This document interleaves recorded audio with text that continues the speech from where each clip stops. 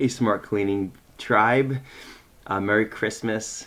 I know that was yesterday. We're looking at 6 more days to close out this year. 2018 it's over. It's crazy. And I wanted to do a kind of a month in review and to give you guys a really cool agenda for the next 6 days. So first, month in review. So what'd you guys think? First month is done of the Smart Cleaning Tribe. It was more of an experimental month to see what works, what didn't. In my opinion, I loved the diversity of the calls. I loved how even on the solo call, the larger businesses would jump on and give some perspective. And on the mastermind calls where the larger businesses were on, the solos had some awesome feedback because the solos have such just a high level of personal quality and high relationship. There's very, very high touch that can offer to the larger businesses, which sometimes when you get just in this mode of dealing with management and supervision and hiring and firing, you kind of might lose touch with the high touch part of the business. But the solo cleaner helps, and I just love the engagement, the interaction. I'd love to hear your feedback on how month one went in your eyes. As my goal here is to provide at least 5 times, if not more, the value that you guys are investing. So $100 you invest a month, I want this to provide you $500 plus, definitely. So the expert call I loved with Ed Weidman. I've got like 3 or 4 people I'm connecting with to see who I want to bring on for January. Maybe give your opinion. One guy would be Brian Boyle, a friend of mine, who's a 20-year physical therapist, and he can teach proper body mechanics for cleaning, which I think would be great to keep your bodies lasting longer. I also have like Roland Downs could come in and do science of cleaning, vacuum cleaners, everything janitorial and science. That could be really cool. I have other ones too that are good. Possibly Chris Schwab I could bring in to do automation, delegation, how to set your business up, maybe with VAs.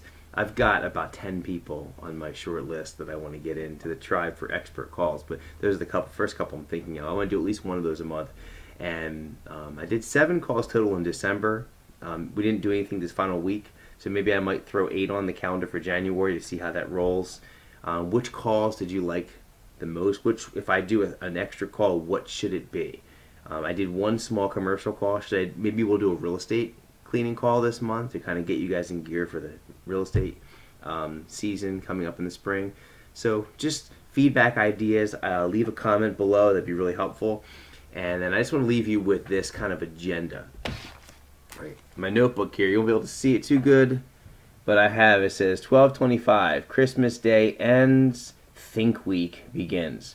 I'm going to show you 3 questions that I asked myself. What do I need to eliminate, delegate, automate, or batch in order to reach our 2019 goal? Second question, what is my 2019 big goal? 3, what could derail me in 2019 from achieving my big goal? And so this is an exercise I do every year.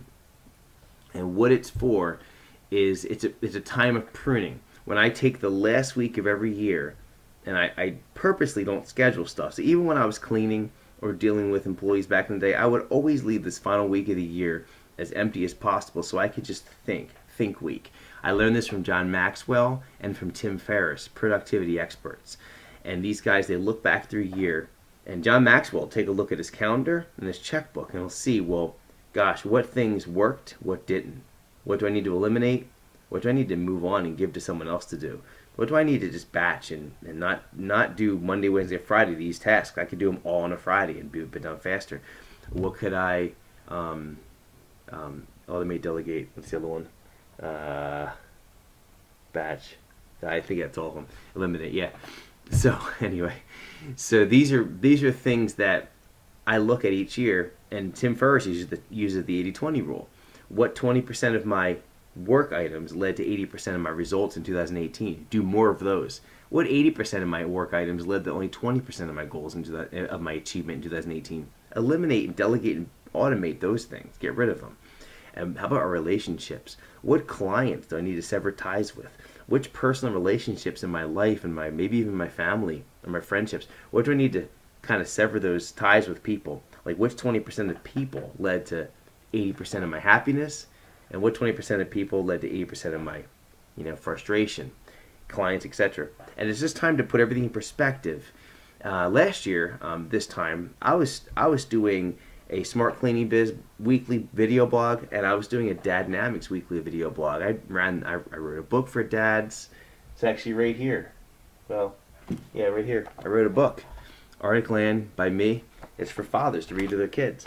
It was a passion project for me 5 years. I was doing a blog deal with it.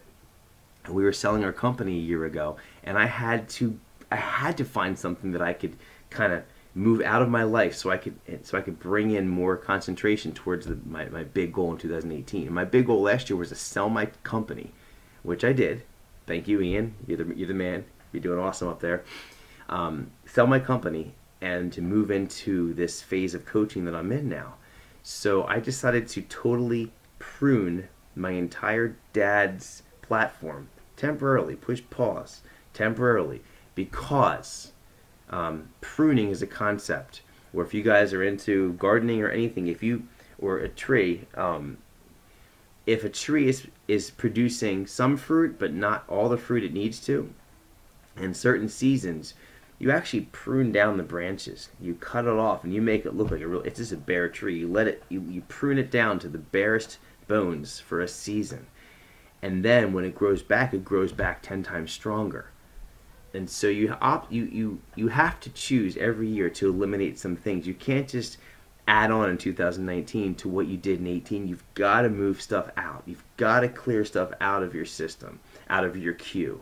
Okay, if something's been in your queue to do for 4 months, you haven't gotten to it yet, maybe that's a good cue to you that you don't need to do it. Okay, really analyze. Take this week, this think week, and analyze what you can eliminate, delegate, automate, and batch, so that 2019 can start off big. And the way that you do this is you set a goal in 2019. What's your big goal?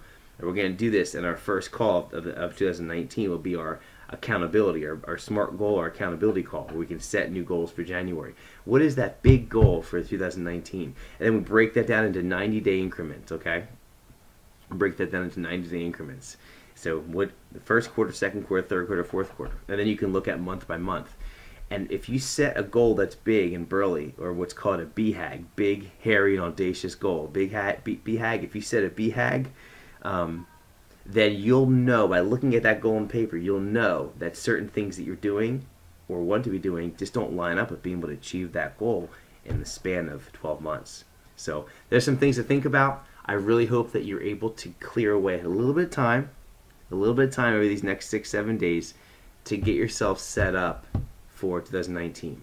And one last little point too is that people have asked me how I do accounting and money and administration. I have always made a habit to clear my year and do all my taxes very early in January and not wait till April. I don't want to be, because it's a busier time of year. January is a little slower. I highly recommend you do what I do. In my calendar, I have Monday, January 7th slated as tax day. I'll close out my books for the year, get my reports done, get a big email with all my information on our businesses, send them to our CPA, go back and forth with him a few times.